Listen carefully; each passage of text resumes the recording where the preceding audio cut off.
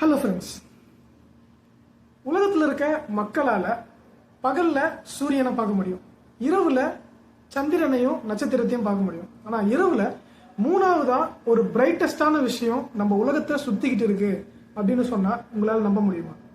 அந்த விஷயம் அது மனுஷங்களால் தான் படைக்கப்பட்டது, மனுஷங்க தான் அதை கிரியேட் பண்ணாங்க அப்படின்னா நீங்கள் நம்புவீங்களா?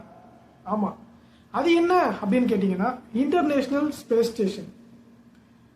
இது 1998 மனுஷங்களால படைக்கப்பட்டு கிட்டத்தட்ட 5 நாடுங்க ஒன்னா சேர்ந்து இதை ரெடி பண்ணி எர்த்தோட ஆர்பிட்ல சுத்த விட்டுருக்காங்க. இப்போ எதுக்கு நம்ம இதை பத்தி பார்க்குறோம் அப்படின்னா, இந்த இன்டர்நேஷனல் ஸ்பேஸ் ஸ்டேஷனை நேற்று சென்னையில் எல்லாராலையுமே நேரடியாக பார்க்க முடிகிற ஒரு விஷயமா மே 10 நேற்று இருந்திருக்கு. இது எப்படி சென்னையை நேற்று கிராஸ் பண்ணுச்சு? இது நேற்று மட்டும்தான் பார்க்க முடிஞ்சுதா இல்லை இதுக்கு மேலே பார்க்க முடியுமா? இதோட பயன் என்ன? இதை எதுக்கு எர்த்தோட ஆர்பிட்டில் சுத்த விட்டுருக்காங்க அப்படின்ட்டு டீட்டெயிலாக பார்க்காம ஷார்ட்டாக பார்ப்போம். ஏன்னா இதை பற்றி டீட்டெயிலாக பார்க்கணுன்னா இதுக்கு நிறைய வீடியோ பண்ணலாம். இதை பற்றி டீட்டெயிலாக வேணும்னு கேட்டிங்கன்னா கமெண்ட் பண்ணுங்கள், அதை பற்றியும் டீட்டெயிலாக பார்க்கலாம். ஸோ இப்போ என்னன்னு ஷார்ட்டாக பார்க்கலாம், வாங்க வீடியோவில் போகலாம். இது உங்கள் நரேன் சிவ், நான் உங்கள் நரேன். வெல்கம் டு நரேன் சிவ்.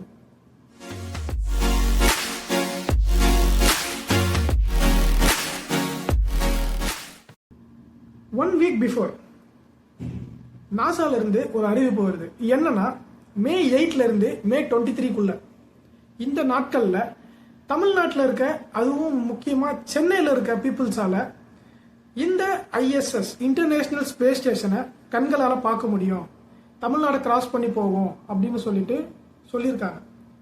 அப்படி சொன்னதுல நேற்று மே 10 கரெக்டாக சென்னையை கிராஸ் பண்ணி போயிருக்கு. சென்னையில் இருக்க மக்கள் எல்லாராலையுமே பார்க்க முடிஞ்சிருக்கு. பார்த்தவங்களாம் என்ன சொல்றாங்க அப்படின்னா, ஒரு நட்சத்திரம், வால் நட்சத்திரம் எப்படி போகுமோ அந்த மாதிரி சீக்கிரமா கிராஸ் பண்ணி போச்சு, ரொம்ப ஃபாஸ்டா போச்சு அப்படின்னு சொல்றாங்க. இது என்ன ஸ்பீட்ல டிராவல் பண்ணோம் அப்படின்னு பார்த்தீங்கன்னா, கிட்டத்தட்ட மணிக்கு 28,000 கிலோமீட்டர் ஸ்பீட்ல டிராவல் பண்ணோம்னு சொல்றாங்க. இந்த ஸ்பீட்ல டிராவல் பண்றதுனால 24 ஹவர்ஸ்ல நம்ம உலகத்தை 16 தடவை சுத்திட்டு வருது.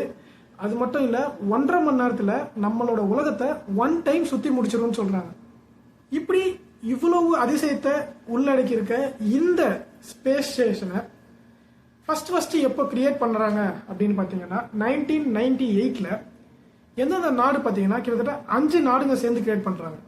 அந்த 5 நாடுங்க என்னென்னு பார்த்தீங்கன்னா யூஎஸ் நாசா, ரஷ்யாவில் இருக்க ராஸ் காஸ்மோஸ் ஸ்டேஷன், ஜப்பான்ல ஜாக்ஸா, யூரோப்ல இஎஸ்ஏ, கனடால சிஎஸ்ஏ. இந்த 5 ஸ்பேஸ் ஸ்டேஷனும் சேர்ந்து அந்த இன்டர்நேஷனல் ஸ்பேஸ் ஸ்டேஷன் சொல்லிட்டு எர்த்தோட ஆர்பிட்ல ஃபிட் பண்ணணும். இது நம்ம உலகத்துல தனித்தனியா இருந்தாலும் விண்வெளியில நம்ம எல்லாம் சேர்ந்து ஒன்னா இருப்போம் அப்படின்னு பிளான் பண்ணி ஃபிக்ஸ் பண்ணியிருக்காங்க. இப்போ வரைக்கும் 2024 வரைக்கும் இப்போ வரைக்கும் ஆக்டிவா கிட்டத்தட்ட 25 வருஷத்துக்கு மேல அதோட பயனை இந்த உலக மக்களுக்கு அது தொடர்ந்து செஞ்சுக்கிட்டே இருக்கு. அது எப்படி நடக்குது அப்படின்னு பாத்தீங்கன்னா, அது தனியா ஆக்ட் பண்ணல. இப்போ கூட அந்த ஸ்பேஸ் ஸ்டேஷன்ல 8 ஆஸ்ட்ரோனாட்ஸ் உள்ள ஒர்க் பண்ணிட்டு இருக்காங்க. எர்த்தோட ஆர்பிட்ல 8 பேர் அதுல ஒர்க் பண்ணிட்டு சுத்திட்டு இருக்காங்க. கிட்டத்தட்ட இந்தியாவை சேர்ந்த சுனிதா வில்லியம்ஸ் கூட போன வாரம் அந்த ஸ்பேஸ் ஷட்டிலுக்கு போக வேண்டியதா இருந்திருக்கு. பட் ஏதோ ஒரு தொழில்நுட்ப காரணத்தினால, ஏதோ ஒரு ப்ராப்ளத்தினால அவங்களால போக முடியல. பட் இப்போ நம்ம நேற்று அதை சென்னையில கண்ணால பார்க்கறதுக்கு ஒரு வாய்ப்பா இருந்திருக்கு. இது இந்த மே 23 வரைக்கும் தமிழ்நாட்டில் இருக்க பல இடத்துல கண்களால் பார்க்க முடிகிற ஒரு விஷயமா இருக்கும்னு சொல்லிட்டு நாசா சொல்லியிருக்காங்க. யாராச்சும் நீங்க பார்க்காம இருக்கீங்க அப்படின்னா, மிஸ் பண்ணிட்டீங்க அப்படின்னா, மிஸ் பண்ணாம 23 வரைக்கும் ட்ரை பண்ணுங்க, உங்களால பார்க்க முடியும். இந்த ஸ்பேஸ் ஷட்டில் எப்போ கிராஸ் பண்ணுது அப்படின்னு பார்த்தீங்கன்னா மே 10 கரெக்டாக நைட் 7 இருந்து 7:09 இந்த 2 மினிட்ஸ்ல கிராஸ் ஆயிருக்கு. மேபி நைட் டைம்ல கிராஸ் பண்றதா கூட இருக்கலாம். பார்க்க முடிஞ்சதுன்னா பார்த்தீங்கன்னா கமெண்ட்ல சொல்லுங்க, நானும் பார்த்தேன்னு சொல்லிட்டு. சரி வாங்க, இந்த ஸ்பேஸ் ஷட்டில் எதுக்காக யூஸ் பண்ணுறாங்க அப்படின்னு சிம்பிளாக பார்ப்போம். 2 விஷயம் சொல்கிறாங்க. ஒன்று மைக்ரோ கிராவிட்டி, இன்னொன்று ஸ்பேஸ் என்விரான்மெண்ட். ஸ்பேஸ் என்விரான்மெண்ட்னு பார்க்கணுன்னா ஸ்பேஸில் நடக்கிற ஒரு விஷயமும் பூமிக்கு ஏதாவது ஆபத்து வராமல் இருந்தாலும் இல்லை ஸ்பேஸில் ஏதாச்சும் வினோதமாக நடக்கிறதா இருந்தாலும் இது உடனே கேப்சர் பண்ணி இந்த மாதிரிலாம் நடக்குது அப்படின்னு சொல்லிட்டு ஸ்பேஸ் ஸ்டேஷன்ஸ்க்கு அதை அனுப்பி வைக்கும், நம்மளும் தெரிஞ்சிக்க முடியும். கிட்டத்தட்ட நிறைய விஷயம் இதால் நம்மளால தெரிஞ்சிக்க முடிஞ்சிருக்கு. எப்படின்னு பார்த்தீங்கன்னா, இப்போ ஆஸ்ட்ராய்ட்ஸ் ஏதாவது கிராஸ் பண்ணுது உலகத்தை அப்படின்னா அது உடனே நோட் பண்ணி நம்மளுக்கு சொல்லிடும். கிட்ட வரப்போகுது அப்படின்னாலும் அதையும் நோட் பண்ணி சொல்கிறோம். ஸோ இன்னொன்று பார்த்தீங்கன்னா, இப்போ ரீசெண்டாக சூரியனில் சுழல் நடந்தது, சூரியனுக்கு சேஞ்ச் இருக்குது சூரியனில் அப்படின்லாம் நிறைய நியூஸ் நம்ம பார்த்துருப்போம். பார்க்கலன்னா அதையும் போய் பாருங்கள், நியூஸில் நிறைய இருக்குது. அதெல்லாம் கூட நோட் பண்ணி சொல்கிறது இந்த ஸ்பேஸ் ஷட்டில் இருந்து தான்.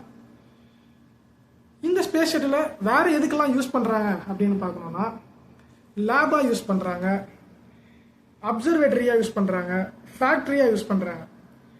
இந்த லேப், அப்சர்வேட்டரி, ஃபேக்ட்ரி இதெல்லாம் எதுக்காக, இந்த யூஸ்லாம் எதுக்காக அதை வச்சுருக்காங்கன்னா ஃப்யூச்சருக்காக. ஃப்யூச்சரில் இப்போ நம்ம மூணில் ரிசர்ச் பண்ணிகிட்டு இருக்கோம், மார்ஸில் ரிசர்ச் பண்ணுறோம். இதெல்லாம் கரெக்டாக பண்ணணும். இப்போ நம்ம உலகத்திலேருந்து அதுக்கு ட்ராவல் பண்ணணும் அப்படின்னா அதுக்கு நடுவில் எந்த ஒரு டிஸ்டர்பன்ஸும் இருக்கக்கூடாது அப்படின்னா இதை வச்சு தான் கால்குலேட் பண்ணுறாங்க. ஸோ அதுக்காக தான் இது உலகத்தை சுற்றிக்கிட்டே இருக்கு. ஸோ ஃப்யூச்சர்லேயும் நிறைய யூஸ் இதனால் நடந்துக்கிட்டே இருக்கும். ஸோ இந்த வீடியோ ரொம்ப சிம்பிளாக இருந்திருக்கலாம். உங்களுக்கு இதை பற்றி டீட்டெயிலாக தெரியணும் அப்படின்னு நினச்சிங்கன்னா கமெண்ட்டில் சொல்லுங்கள். கண்டிப்பாக இதை பற்றி டீட்டெயிலாக படிச்சுட்டு உங்களுக்கு வீடியோவை பண்ணுறேன். இது ஒரு வீடியோவில் சொல்ல முடியாது, நிறைய வீடியோ பண்ணணும் இதை பற்றி படிக்கணும்னா. ஏன்னா இதோட யூஸ் பர்பஸ் மட்டுமே 2 டாபிக் பற்றி நிறைய பேசலாம். ஸோ வேணும்னா சொல்லுங்கள், கண்டிப்பாக பண்ணுறேன். ஸோ மிஸ் பண்ணாமல் மே 23 யாராவது பார்க்காம இருந்தீங்கன்னா பார்த்துருங்க. பார்த்துட்டு கமெண்ட்டில் சொல்லுங்கள் நான் பார்த்தேன்னு சொல்லிட்டு.